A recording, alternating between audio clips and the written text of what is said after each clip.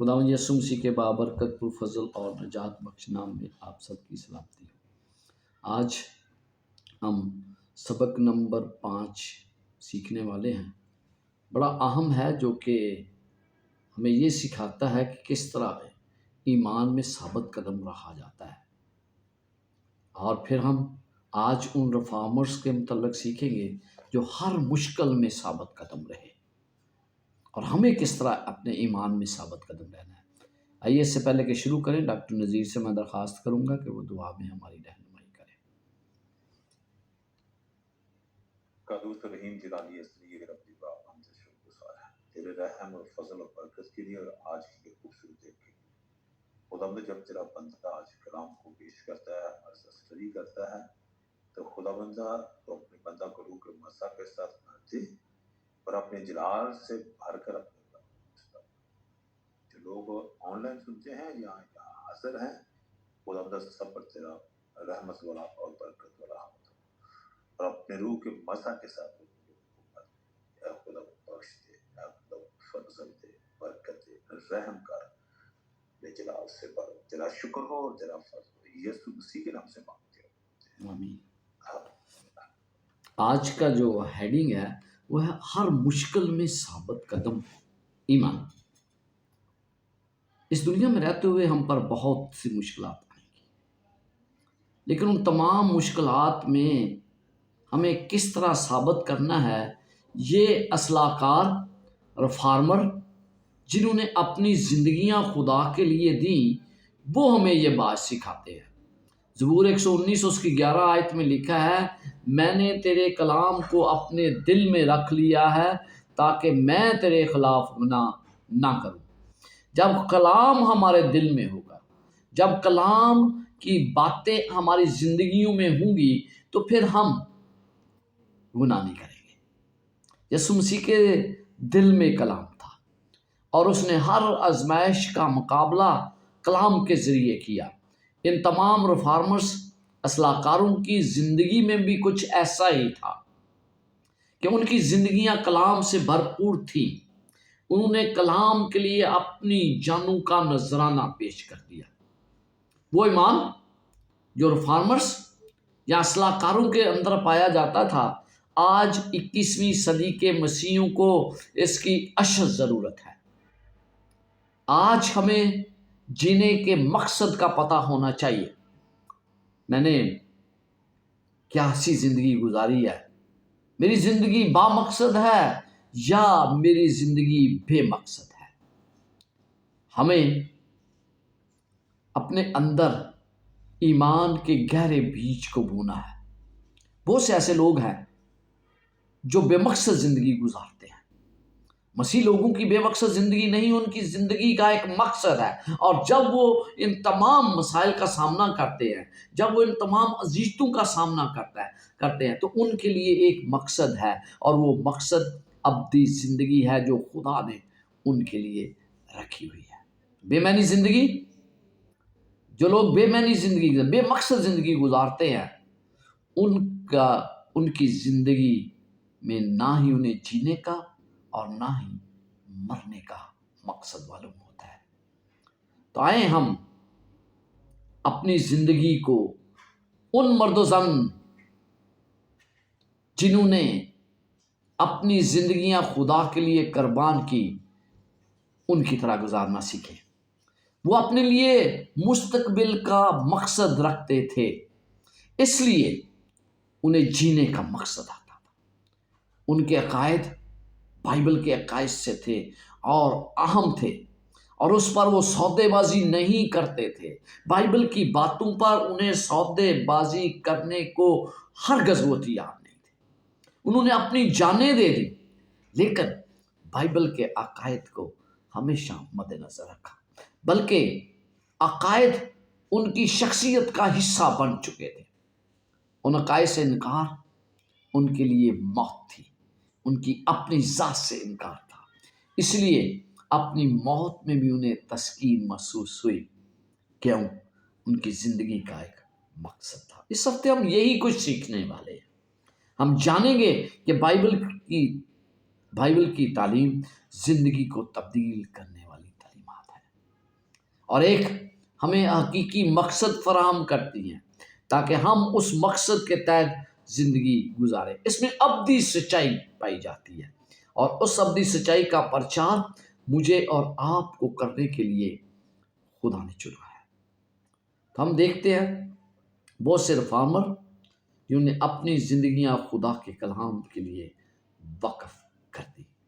ان میں ہم دیکھتے ہیں کہ بہت سے ریفارم تھے، لیکن ہم چند ایک کے بارے میں جب ہم دیکھتے ہیں تو ہمیں پتہ چلتا ہے کہ انہوں نے خدا کے لیے اپنی زندگیاں مکمل طور پر وقف کی ہیں۔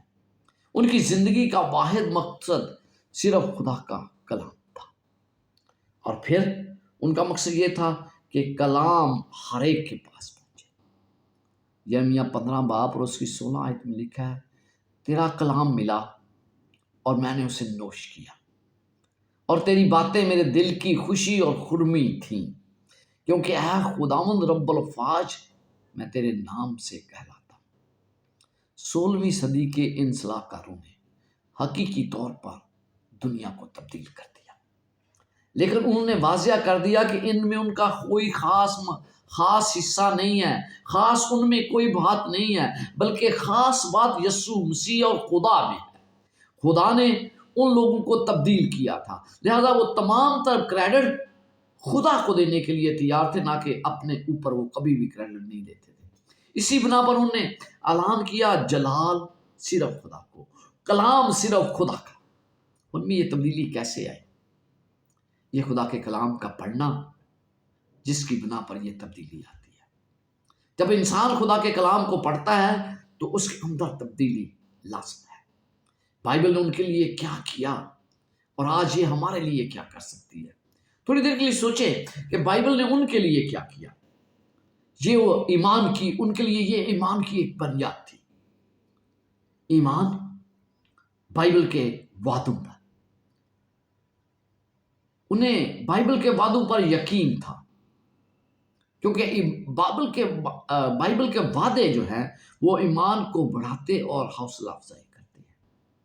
آج جب آپ بائبل کے وعدے پڑھتے ہیں تو کیا آپ کو اس سے آپ کے ایمان کو تقویت نہیں ملتی؟ بائبل یا کلام کے پتے ایسے ہیں جیسے درخت کے پھلوں کی مانند، جسے آپ بڑی خوشی اور وہ روشنی پھیلاتے ہیں۔ خدا کا کلام خوشی بڑھتا ہے، لوگ خوش ہوتے ہیں، لوگوں کو پتہ ہے کہ ابدی زندگی کیا، اور پھر وہ اس کے ذریعے روشنی فراہم کرتا ہے۔ بائبل مقدس خدا کا کلام ہمیں ہدایت فراہم کرتا ہے اور پھر طاقت اور حکمت عطا کرتا ہے۔ خدا کا کلام جسمانی، ذہنی، جذباتی، روحانی طور پر ہمارے وجود کو زندہ رکھتا ہے۔ اس لیے انہوں نے یہ تمام کچھ کیا۔ ان تاریخ وقتوں میں بائبل کے ان کی زندگیوں کو اس حد تک تبدیل کر دیا کہ انہوں نے اس کی تعلیمات پر وفادار رہنے کے لیے اپنی زندگیاں قربان کر دی۔ کیا آج یہ آپ کی زندگی کو تبدیل کرتی ہے؟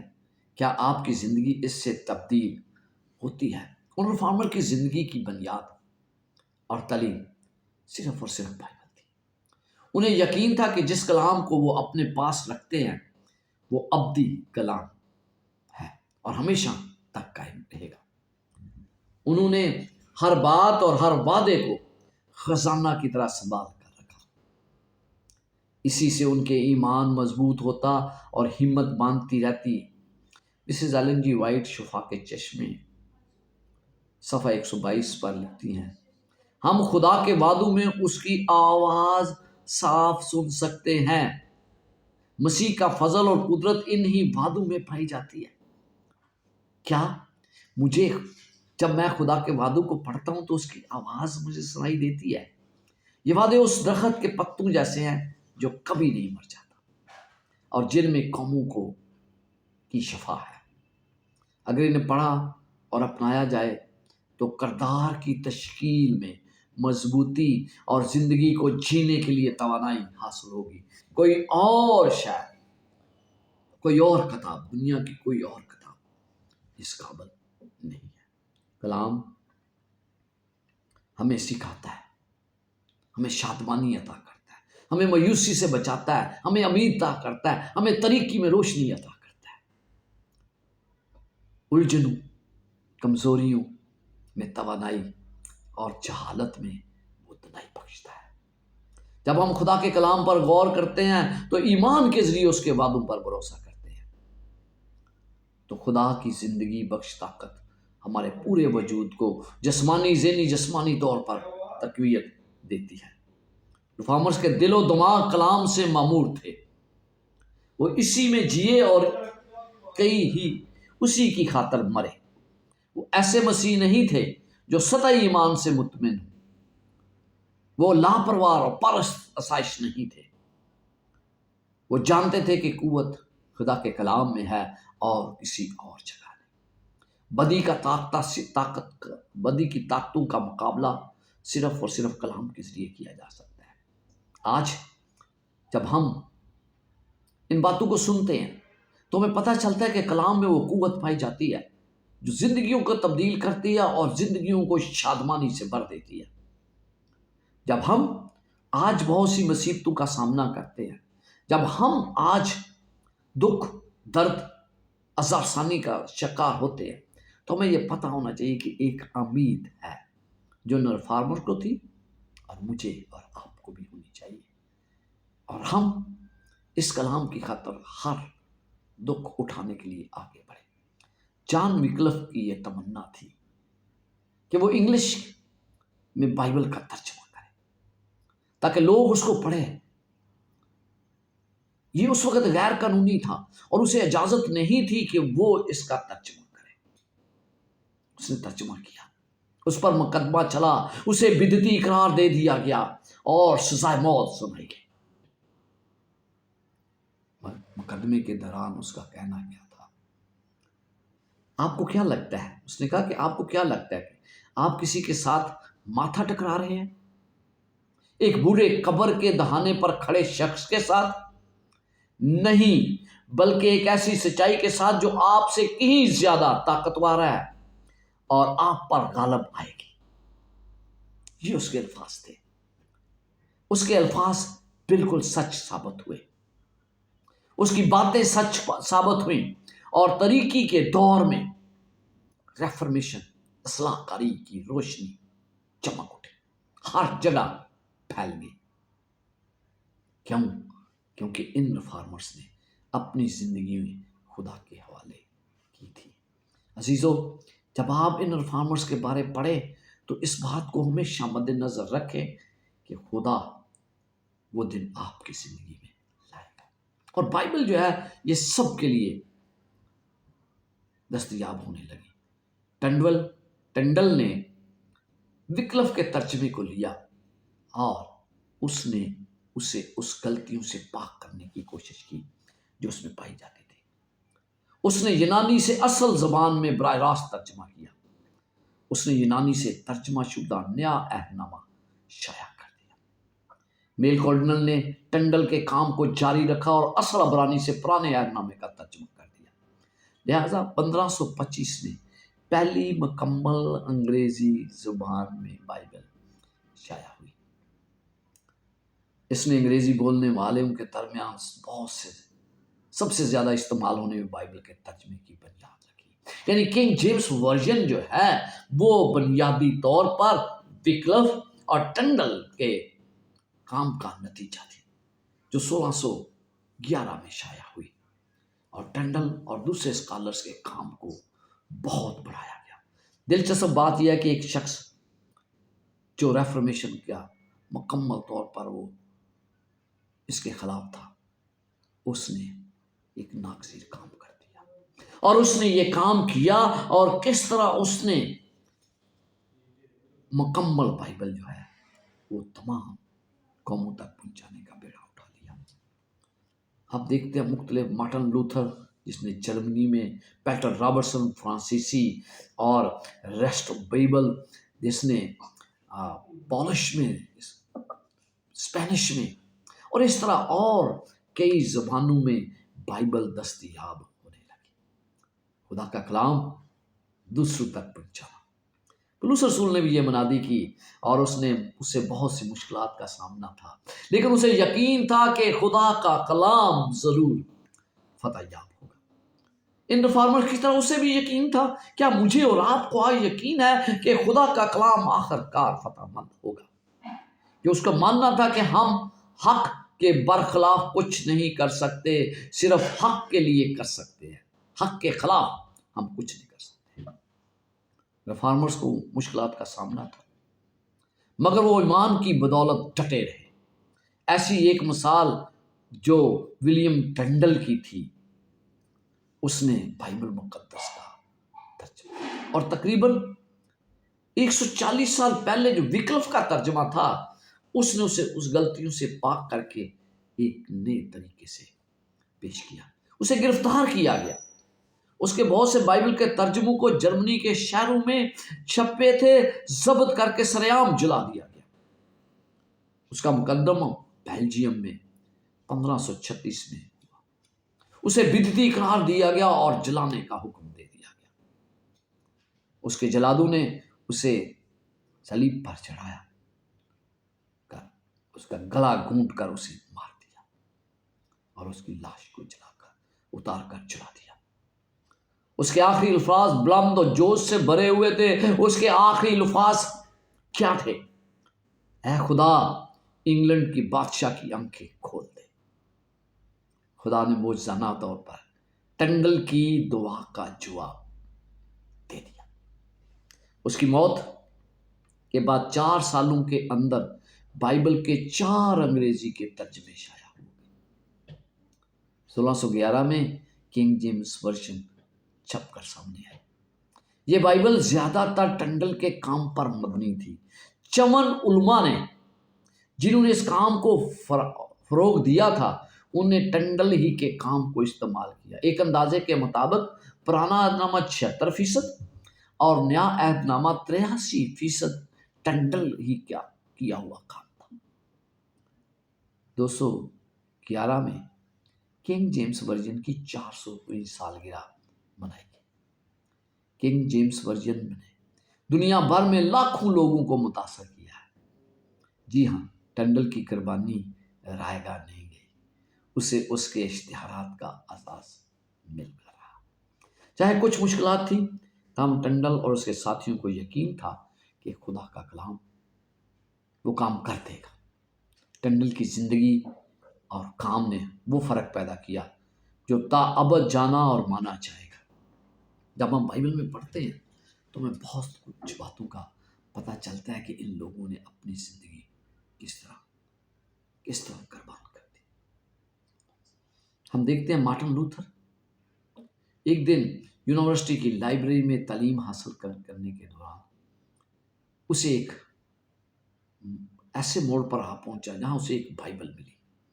اس کی لاطینی کاپی اسے ملی۔ اسے نہیں پتا تھا کہ ایسی کوئی کتاب ایسا اپنا وجود رکھتی ہے۔ مارے خوشی کے وہ اس کے باب کے بعد ایک باب پڑھنے لگا، آیت کے بعد آیت پڑھنے لگا۔ وہ خدا کے کلام کی وضاحت اور قدرت پر سخت حیران ہوا۔ جو وہ اس پر غور کرتا، روح القدس اس کے ذہن کو روشن کرتا گیا۔ اس نے محسوس کیا کہ روح القدس رہنمائی کر رہا ہے، کیونکہ روایات کے باعث مخالفی سچائیاں کھل کر سامنے آ رہی تھی۔ بائبل کی سچائیاں اس کو پتہ چل رہا تھا، اور روایات جو کلیسیا جس پر عمل کرتی تھی اس کے برعکس بائبل میں بہت کچھ درج تھا۔ وہ کہتا ہے کاش خدا مجھے میرے لیے ایسی ایک کتاب دے دے، کیونکہ اس وقت بائبل پر پابندی لگی تھی۔ ہم دیکھتے ہیں کہ سب سے بائبل سمجھنے میں کون زیادہ مدد کرتا ہے؟ یہ خدا کا روح القدس ہے، جس نے اسے لکھوایا۔ وہی سب سے بہتر طور پر اس بائبل کو سمجھنے میں میری مدد کرتا ہے۔ الہی مکاشفات کی تشریح یہی روح کرتا ہے۔ قابل افسوس بات یہ ہے کہ بائبل کے کئی مفسرین بائبل کے الہی پہلو کو کم تر اور انسانی اعضاء کو بالا تر بنا کر پیش کرتے ہیں۔ چونکہ شیطان اب بائبل کو ہم سے دور نہیں رکھ سکتا، اس لیے وہ اگلا کام کیا کرتا ہے؟ وہ کہتا ہے نہیں، بائبل کے اندر خدا کا کلام ہے، مکمل طور پر بائبل خدا کا کلام نہیں ہے، اس کے اندر بائبل کا کلام ہے، جبکہ بائبل مقدس میں لکھا ہے ہر صحیفہ خدا کے کلام سے ہے۔ تو اس لیے ہمیں ایسے لوگوں سے محتاط رہنے کی ضرورت ہے۔ ریفارمر نے یہ واضح طور پر جان لیا تھا کہ بائبل کی تشریح پاسبانوں اور کہنوں سے نہیں بلکہ خود بائبل ہی کرتی ہے۔ بائبل کی تشریح سب سے بہتر بائبل کرتی ہے۔ جان ناکس اسکاٹش ریفارمر تھا۔ اس کی اور اسکاٹش ملکہ میری کے درمیان ایک دلچسپ تبادلہ ریکارڈ میں آیا۔ جب میری نے پوچھا کہ تمہاری بائبل کی تشریح اور رومن کیتھولک استادہ کی شرح میں فرق ہے تو میں کس کی بات مانوں؟ تو ریفارمر کا کہنا کیا تھا؟ اس نے کہ آپ نہ تو ایک کی بات مانیں اور نہ دوسرے کی، آپ خدا کی بات کو سنیں اور مانیں۔ جو کلام میں نہیں وہ کسی کو بھی نہ مانے۔ خدا کا کلام اپنی وضاحت آپ کرتا ہے۔ جو بات ایک جگہ غیر واضح لگتی ہے، روح القدس اسے دوسری جگہ واضح کر دیتا ہے تاکہ کسی بھی بات میں کوئی شک نہ رہے۔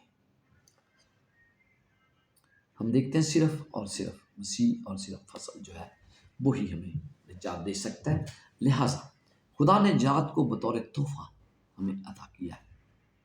روح القدس ہمیں ایمان کے ذریعے اسے قبول کرواتا ہے جو مسیح نے کلوری صلیب پر اپنی موت کے ذریعے ہمیں مہیا کیا ہے۔ یہ یسوع مسیح تھا جس نے ہمارے گناہوں کے لیے کفارہ دیا، کامل زندگی کا کفارہ اس نے پیش کیا۔ خدائی انصاف کامل فرما برداری کا تقاضا کرتا ہے۔ خدا چاہتا ہے کہ ہم مکمل طور پر اس کے وفادار رہیں، 99% بھی نہیں۔ اس لیے اس مسیح کی کامل زندگی ہماری نراست زندگیوں کی جگہ آ کھڑی ہوتی ہے۔ ہماری شریعت کی عدولی ہم پر ابدی موت کا الزام لگاتی ہے، یعنی جب ہم نے خدا کا حکم توڑا تو ابدی موت لازم تھی۔ تاہم یسوع مسیح کی موت ہمیں راستہ دکھاتی ہے، راست باز قرار دیتی ہے۔ ہم ابدی موت کے مستحق تھے، لیکن یہ اب خوشخبری ہے کہ خدا نے وہ ابدی موت ہمارے لیے برداشت کی۔ اگرچہ گناہ کی مزدوری موت پر، مگر خدا کی بخشش یسوع مسیح میں ہمیشہ کی زندگی ہے۔ نجات ایک بخشش ہے، نہ کہ مستحق کا حق ہے۔ ہم نجات کو کاموں سے حاصل نہیں کر سکتے، بس یہی صرف آخر ہے، یہی انجیل کی شان ہے کہ ہم اس کے ذریعے عطا کرتے ہیں۔ جیسے مارٹن لوتھر اور دیگر ریفارمرز ہیں، صرف مسیح کو اپنی نجات کا واحد وسیلہ مانا اور اسی بات کی منادی بھی کی۔ ایسی تسلی بخش منادی کو سننے لوگ جوک تجوک کٹھے ہوتے تھے۔ یہ پیغام انہیں تپتے صحرا میں ٹھنڈے پانی کی طرح لگا، کیونکہ انہیں پتا تھا کہ اس میں ابدی زندگی ہے۔ صدیوں سے جو لوگ روایات کی زنجیروں میں جکڑے ہوئے تھے، روحانی زندگی سے دور، انہوں نے روحانی زندگی کا پیغام سنا، انہیں آزادی ملی، ان کی زندگیاں تبدیل ہو گئی، کیونکہ کلام مقدس ہی واحد ہے جو زندگی کو تبدیل کرتا ہے۔ لوتھر نے جب نئے عہد نامے کو پڑھا تو کلایا اس پر خدا کی بھلائی اور شفقت عیاں ہو گئی۔ وہ تمام انسانیت کو بچانے کی خدا کی خواہش کو جان کر سخت حیران ہوا۔ اس وقت کی کلیسیا رہنماؤں کی تعلیم یہ تھی کہ نجات جزوی طور پر انسانی اور جزوی طور پر خدائی کام ہے، ان دونوں کا مل کر۔ لیکن لوتھر نے کیا دریافت کیا؟ اس نے کہا صلیب پر مسیح کی موت پوری انسانیت کے لیے کافی ہے، انسان کا اس میں کوئی عمل دخل نہیں ہے، جو اس وقت کی کلیسیا سوچتی تھی۔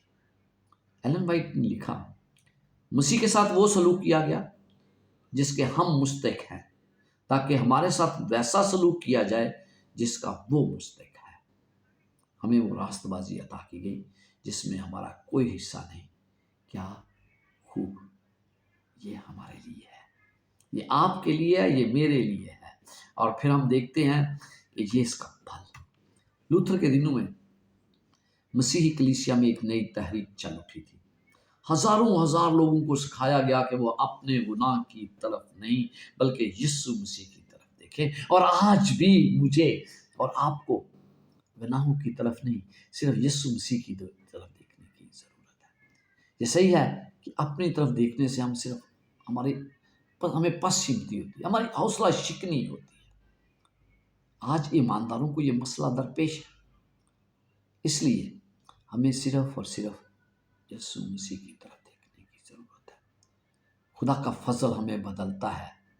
جب جان ویسلے نے لندن میں لوتھر کے پیغام کو رومیو کی کتاب سے سنا تو وہ بتاتا ہے کہ وہ حیران رہ گیا۔ پہلی بار اس نے انجیل کی خوشخبری کو اس طرح سے محسوس کیا، اس سے رہا نہیں گیا، وہ مسیح کی طرف کھینچا چلا گیا اور اس کی زندگی بدل گئی۔ یہ زندگی آپ کی بھی بدل سکتا ہے، لیکن آپ اس کو کتنا سنجیدگی سے لیتے ہیں یہ ضروری ہے۔ کیا کہتا ہے؟ وہ کہتا ہے میں نے محسوس کیا کہ مجھے نجات کے لیے مسیح یسوع پر بھروسہ کرنا ہے۔ آپ کا بھروسہ کس پر ہے؟ مجھے اور آپ کو خداوند یسوع مسیح پر مکمل بھروسہ کرنا ہے، اور مجھے یقین دہانی ملتی ہے کہ مسیح نے میرے گناہوں کو اٹھا لیا ہے۔ جب مجھے بھروسہ ہے، مجھے یقین دہانی ملتی ہے، تو پھر میں اپنے گناہ کیوں نہیں اسے دیتا کہ وہ مجھے معاف کرے اور مجھے گناہ اور موت کی شریعت سے آزاد کرتا ہے۔ بائبل مقدس میں بہت سے ایسے حوالے جات ہیں جس میں سچائی کا پیغام پایا جاتا ہے۔ ریفارمرز نے مزید سچائی حاصل کرنے کے لیے بائبل کا مطالعہ کیا تھا، منظم طریقے سے بائبل کا مطالعہ، یہ نہیں کہ جہاں سے دل کیا بائبل کھولی اور پڑھنا، ایک ایسا طریقہ کار جس کے تحت آپ بائبل کا مطالعہ روز کریں،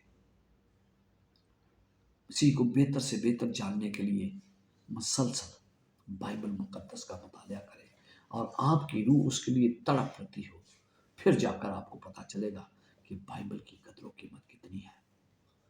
بائبل پر یقین کرنے والے ایمانداروں کو بھاری قیمت ادا کرنی پڑی ہے، انہیں بہت بڑی قیمت ادا کی ہے، حتیٰ کہ انہیں اپنی جانیں قربان کی ہیں، انہیں پھانسی دیا گیا، انہیں تشدد کیا گیا، قید میں ڈالا گیا، جلا وطن کیا گیا، پھانسی دی گئی، ان کی جائیدادیں ضبط کر لی گئی، ان کے گھر جلا دیے گئے، ان کی زمینیں تباہ کر دی گئی اور ان کے گھر والوں کو ستایا گیا۔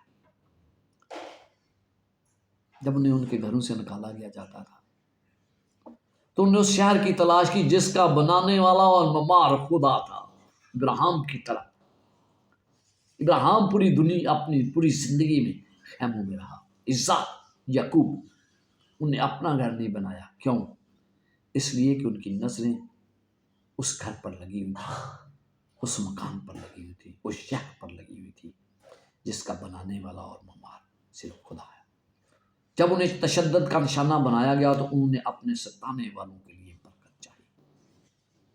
جب انہیں تاریک اور گندی غلیظ قید خانوں میں ڈالا گیا تو انہوں نے خدا کے وعدوں کا دعویٰ کیا کہ خدا انہیں اس میں سے چھڑائے گا اور بہتر روشن دن کا انتظام کیا۔ وہ ان کے بدن قید میں تھے، وہ آپ روح میں مسیح کی بدولت آزاد تھے۔ آپ دیکھتے ہیں کہ پولس رسول نے قید سہی، آپ دیکھتے ہیں اس سے شاگردوں نے، اور آپ دیکھتے ہیں ان ریفارمرز نے بھی خدا کے لیے بہت کچھ برداشت کیا ہے۔ مسز ایلن جی وائٹ لکھتی ہیں خدا کے وفادار خادم اکیلے ہی مشقت نہیں کر رہے تھے۔ جب ریاستیں، حکومت اور اختیار والے اور اونچے مقاموں میں رہنے والی بدروہیں ان کے خلاف جمع ہوئی تو اس وقت خداوند نے اپنے وفادار خادموں کو ترک نہ کیا۔ اگر ان کی آنکھیں کھول دی جاتی تو وہ اس الہی موجودگی کو دیکھ لیتے جو عیسیٰ نبی کو بھی حاصل ہوئی تھی۔ جس وقت علیشا کے خادم نے اس کی توجہ اس بڑی فوج کی طرف دلائی جو انہیں محاصرے میں لیے ہوئے تھی اور جس نے ان کے بچ نکلنے کی تمام راہیں روک رکھی تھی، نبی نے یوں دعا کی، اے خداوند اس کی آنکھیں کھول دے تاکہ وہ سیکھ لے، تاکہ وہ دیکھ سکے۔ اس نے نگاہ کی تو کیا علیشا کے گردا گرد کا آتشی پہاڑ گھوڑوں اور رتھوں سے بھرا ہوا ہے۔ اس طرح خدا کے فرشتوں نے ان ریفارمرز کے کارگزاروں کو بھی پناہ دی، اور آج خدا مجھے اور آپ کو بھی پناہ دینے کے لیے تیار ہے۔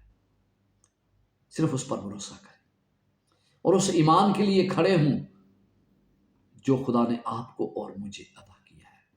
میرا ایمان ہے کہ خدا ہر مشکل میں مجھے اور آپ کو ثابت قدم ایمان دے گا ان ریفارمرز کی طرح، شہیدوں کی طرح، اور جتنے لوگوں نے خدا کے لیے ایک جان قربان کی ہے، ان سب کو وہ یہ ایمان دینے کے لیے تیار ہے۔